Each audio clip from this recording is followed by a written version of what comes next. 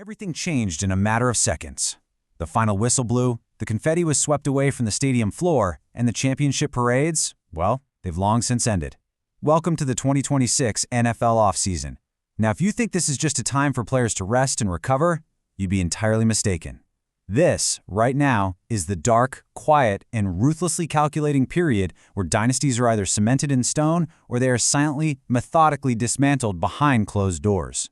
The board is completely being reset. Millions of dollars in fortunes are currently being weighed against a punishing new salary cap limit, and the absolute brutal reality of professional football is staring every single general manager and head coach directly in the eyes. I'm your host, and in this explainer, we are going to tear back the curtain on a league caught in a gripping, high-stakes state of transition. You are watching NFL Nexus. Does he even want to play? Just let that question hang in the air for a moment. Right now, that exact phrase is a whisper echoing through the sterile hallways of NFL front offices across the country. It is a question involving millions upon millions of dollars. It involves a fractured career, and it involves a highly toxic standoff that has literally paralyzed one of the league's most recognizable franchises. We are absolutely going to uncover exactly how it came to this. We'll trace every single misstep. But first, we need a baseline. We need to understand what ultimate leverage actually looks like before we examine how it all falls apart. Part 1. The Champion's Anchor. To understand the sheer panic of an uncertain future, we first look to the Pacific Northwest to see what absolute, unshakable certainty looks like. As you know, the Seattle Seahawks didn't just win a Super Bowl. They forged an impenetrable wall that completely suffocated the life out of opposing offenses. And this brilliantly illustrates the ultimate transformation. At the absolute center of that wall is Leonard Williams. Compare his early years in New York, stints marked by undeniable raw physical talent, but deeply frustrating inconsistency as he searched for his definitive identity, to his reality today. Under head coach Mike Macdonald's highly complex defensive scheme in Seattle, Williams didn't just find a role, he became a terrifying force of nature, a Super Bowl champion, a second-team All-Pro. Now, Macdonald's system is notoriously difficult. It relies heavily on amoeba fronts, simulated pressures, and incredibly intricate gap exchange principles. It is a defensive scheme that absolutely demands a savant in the middle of the defensive line, someone who can instantly process leverage in a fraction of a second. Williams didn't just adapt to this system, he mastered it, flawlessly executing a role that dumbfounds some of the smartest play callers in the league week in and week out. 120. I really want the gravity of that number to sink in for a second. In the brutal hand-to-hand combat of the NFL trenches, drawing a double team is a sign of ultimate respect. It means the opposing offensive coordinator has looked at the film late at night and decided, definitively, that one 300-pound man is completely incapable of stopping you. Over the last 3 seasons, Leonard Williams has accumulated 120 run-stop wins when facing a double team. That ties him for the most in the entire National Football League. But why does this specific metric matter so much? Why is it the foundation of a championship? Because it dictates the cold, hard mathematics of the gridiron. If Williams eats 2 blockers at the point of attack, an edge rusher suddenly gets a highly favorable one-on-one matchup. A middle linebacker is suddenly allowed to run perfectly clean, entirely free from climbing offensive linemen straight to the ball carrier. Imagine the sheer, terrifying physical toll required to overpower 600 pounds of human beings whose sole dedicated job is to move you backward. And you beat them 120 separate times. This isn't just a statistic on a spreadsheet. This is a monument to destructive gravity. Let's weave this physical dominance into the larger picture of his tenure. In just 43 games played in a Seattle uniform, Williams has generated 22 sacks and 34 tackles for loss. These numbers aren't created by a guy merely holding his ground and getting lucky. They are the direct result of violent, intentional penetration. His lateral agility allows him to line up all across the defensive interior. One play, he's shifting from the 3 technique, and the next, he's a true nose tackle, creating an unsolvable, chaotic nightmare for offensive line communication. This sustained dominance has rightfully earned him the ranking as Sports Illustrated's number 7 defensive tackle coming into the 2026 season. Because of his incredible ability to absorb punishment, rising stars on the edge like Byron Murphy II and Uchenna Nwasu are given the space and freedom they desperately need to operate. Williams is the unquestioned blueprint of stability for a franchise that reached the absolute pinnacle. Part 2. Charbonnet's Uncertain Future. Okay, let's dive into this, because we have to shift our narrative now. We move from the absolute triumph and stability of the Seattle defense to the quiet, looming, and frankly uncomfortable uncertainty on the offensive side of the ball for that exact same team. The NFL is a cold business. It rarely affords sentimentality even to its champions. So we have to ask, is Zach Charbonnet playing his final year in Seattle? The clock is ticking loudly, and for a running back in today's NFL, the expiration of a rookie contract is a precarious, anxiety-inducing precipice. Front offices highly value fresh legs on cheap deals, but the second it comes time for a lucrative second contract, those exact same front offices suddenly become incredibly hesitant. We really have to look at the financial mechanics at play here. The projected 2026 franchise tag for a running back hovers around an incredibly prohibitive $13 to $14 million. For a general manager dealing with a stringent, unyielding salary cap limit, paying that fully guaranteed amount to a single running back, even a highly productive, crucial one, is a mathematical nightmare. Charbonnet isn't just fighting for yards out there. He is fighting for his very livelihood in an economic system that has literally been engineered to replace him. Yet despite the terrifying math, we absolutely cannot forget the visceral, undeniable impact he brings to the field. Picture it, October 20th, 2025, Lumen Field. The crowd is deafening. It's the third quarter against the Houston Texans. Charbonnet takes the handoff, reads a microscopic crease in the defensive line, drops his pads, and simply explodes into the secondary for a breathtaking, game-shifting touchdown. That single run was a pure, unfiltered statement of his raw power, his burst, and his absolutely critical value to Seattle's offensive identity. When you look at the raw explosion on tape, you really have to ask yourself a nearly impossible question. How does a general manager put a price tag on that in today's economy? Do you reward the unmatched burst that completely flips the momentum of a crucial game, or do you coldly, calculatedly protect the future of the salary cap? Will Seattle pay the premium required to keep that explosion in their backfield? The answer remains tightly locked away. Part 3. The Ayuk Standoff. From the quiet tension building in Seattle, we plunge directly into the darkest, most complex, and honestly perplexing mystery of the entire 2026 offseason. We must trace the tragic step-by-step timeline of Brandon Ayuk's devastating fall from grace in San Francisco. It began innocently enough in October of 2024, a routine play, an awkward plant in the turf, and a highly serious knee injury.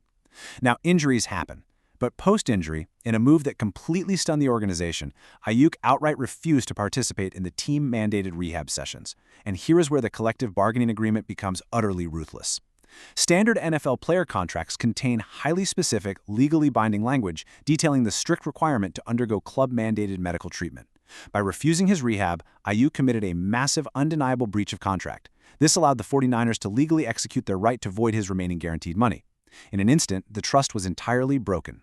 Now, as we sit here in the summer of 2026, he has been officially placed on the reserve/did-not-report list. He is effectively exiled, he is millions of dollars poorer, and he is completely isolated from the league. Now, what's really interesting about this is the sheer, unadulterated bafflement radiating from the highest levels of NFL insider circles. It is genuinely staggering. Listen to the words of ESPN's Adam Schefter, who recently spoke with front office executives across the entire league. Think about this. These executives aren't asking about his 40-yard dash time anymore. They aren't looking at his route running metrics or his catch radius. They are asking, why hasn't he forced himself off that list? Why isn't he gainfully employed right now? Where was he all last year? Does he even want to play? It is a deep, profound psychological mystery. How does an elite, prime-age athlete just walk away from the table like this? In a league absolutely filled with players desperate for a second chance, Ayuk's deafening silence and his complete, baffling inaction have created a chilling aura around him. It is actively scaring away the very executives who hold the power to resurrect his once promising career. And if Ayuk ever actually wants to step onto an NFL field again, he faces a rigid, ticking clock, bureaucratic nightmare. It's not as simple as lacing up his cleats. Let's break down this highly complex path to reinstatement. Step 1. He cannot just show up to a random team facility and ask for a tryout. He must formally, legally apply directly to the NFL front office in New York for official reinstatement from the reserve list. Step 2. Even if the league grants that reinstatement, the San Francisco 49ers still legally hold his exclusive rights. Because he refuses to show up, and frankly because they no longer want his energy in their building, the 49ers would have to officially release him. But wait, why wouldn't they just cut him right now and be done with it? Because of the dead cap. If they release him outright, his prorated signing bonus accelerates entirely into the current cap year. This creates a suffocating dead money charge that could completely cripple the 49ers' ability to sign other players. They are financially handcuffed to a player who refuses to play. Only if they miraculously navigate that financial poison pill and release him at step 3 is he legally allowed to find a willing team to sign him. It is a massive, multi-layered lock, and Ayuk holds none of the keys. And just when you think this entire situation couldn't possibly become more self-destructive, we look at his potential escape routes. For a long time, the Washington Commanders were widely considered the absolute most logical landing spot for him. It offered a fresh start, a reunion with his former Arizona State College teammate quarterback Jaden Daniels. It made too much sense. But instead of quietly working the back channels with his agent to facilitate a trade, Ayuk took to social media. He engaged in highly public outbursts and took thinly veiled bizarre shots at Daniels and the Washington organization. In a span of just a few weeks, he effectively took a flamethrower to the most realistic bridge out of San Francisco. Unsurprisingly, the Commanders have seemingly moved on entirely, exploring blockbuster trades for other, less volatile targets. And all the while, Ayuk continues to rack up massive non-waivable daily fines for remaining on that did-not-report list. He is trapped on an island entirely of his own making, and the water is rising. Part 4. Kamara's loyalty rewarded. Let's move to and see how this builds into something completely different. From a deeply frustrating story of burnt bridges and bitter, financially ruinous standoffs on the West Coast, we pivot sharply to the Bayou. Down in New Orleans, amidst a modern NFL landscape that is utterly dominated by ruthless business decisions and fleeting allegiances, Alvin Kamara has authored a remarkably rare story. A story of profound, almost unheard-of NFL loyalty. A 5-time Pro Bowl running back, Kamara has spent his entire, grueling 9-year career with the Saints. Entering the final season of a massive 2-year, $24.5 million deal, speculation was absolutely rampant that his time in the Big Easy had finally come to a close. After all, he posted career lows in nearly every major statistical category last season. The writing seemed to be on the wall. But instead of a bitter divorce or a messy training camp holdout, Kamara and the Saints came together. They agreed to a newly restructured contract. At 31 years old, an age where most running backs are coldly and quietly cast aside by the league without a second thought, Kamara secured his legacy. So the crucial point is, Kamara's legacy isn't just about longevity. It is actually defined by one of the most bizarre and genuinely incredible statistical truths in NFL history. Look closely at this. He has 0, let me repeat that so it sinks in, 0 1,000-yard rushing seasons in his entire 9-year professional career. Never once hit that magic milestone. Yet despite never hitting that highly celebrated arbitrary mark, he currently stands as the New Orleans Saints' all-time franchise leader in rushing yards with 7,250. He is their all-time franchise leader in rushing touchdowns with 61. It is a legendary anomaly. It speaks to a career that is not defined by singular explosive flashes in the pan that burn out as quickly as they start. No, it is defined by an unwavering, beautiful metronomic consistency. Year after year, game after game, screen pass after screen pass. Kamara simply produces. And that unwavering consistency is exactly why keeping him wasn't just about good feelings or honoring the past. Make no mistake, this was a necessary survival tactic for the new regime. The Saints are entering a completely new, highly volatile era right now. They have a brand new head coach and offensive mastermind Kellen Moore. They are fully expected to start a rookie quarterback, Tyler Shugg, under center in Week 1. And they just handed a massive 4-year, $48 million contract to running back Travis Etienne. Now, in the midst of all this massive transition, you might wonder why they need Kamara. Think about the sheer cognitive load placed on a rookie quarterback in Week 1, when the defense is disguising their coverage, showing a double-A gap blitz, shifting at the last possible second. In that moment of absolute chaos, a rookie doesn't just need a running back who runs fast. He needs a PhD in pass protection. He needs a 9-year veteran who instantly identifies the Mike linebacker, processes the offensive line's protection slide, and seamlessly steps into the gap to absorb a full-speed, 240-pound blitzer to keep his quarterback from getting absolutely destroyed. Kamara isn't just a legacy piece. He is a seasoned, vital anchor stabilizing his ship heading into completely uncharted waters. We are incredibly passionate about bringing you these deep, documentary-style breakdowns of the immense behind-the-scenes forces shaping the league. You are watching NFL Nexus. If you want to stay ahead of the curve and truly understand the ruthless mechanics of professional football, subscribe to the channel, like this explainer, and comment on what you thought down below. Let us know who you think is making the right moves, and if you truly value this level of detailed, uncompromising analysis, support the channel by becoming a channel member today. Your support lets us keep digging deep. The board is officially set. The pieces are moving in the dark. From the dominant, immovable trenches in Seattle to the deafening, anxiety-inducing ticking clock of expiring rookie contracts. From the baffling, unprecedented self-exile of a star receiver in his prime to the remarkably rare loyalty shown down in the Bayou.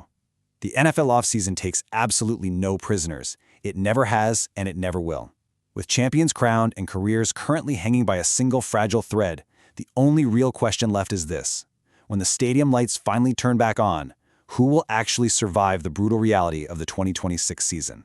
We'll see you next time, right here on NFL Nexus.